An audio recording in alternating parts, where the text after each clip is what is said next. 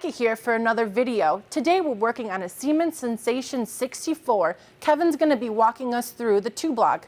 Kevin, take it away. Thanks, Becca. There are many key factors when you're maintaining your Siemens CT scanner that you can keep track of in your tube log. Once you have logged into your service platform, the first step is to go to your Reports tab. Once that window has opened, along the left side, you'll see the column Tube. Here is where you can go to your current tube history.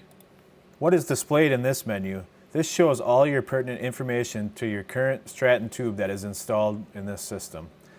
So right here it lists all the important things of the number of scan seconds on your tube, the tube serial number, system serial number, all the information. In this case, this tube has 568,000 scan seconds. This can help you start to forecast and budget that this tube may be getting close to end of life and we need to start thinking about a replacement option.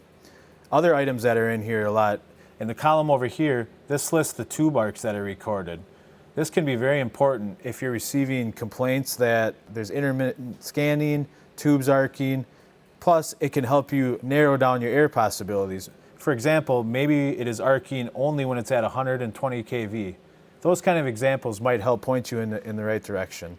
Another function in this tube log history is you can click on the errors line. This shows the errors by the exact error that shows up in your event log. Typically, you could scroll through your entire event log, but using this function, this lists the exact errors in how many recordings there were and on what dates.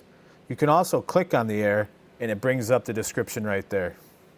Using these extra tips will help you maintain your tube and generator part of your Siemens scanner. Thanks, Kevin.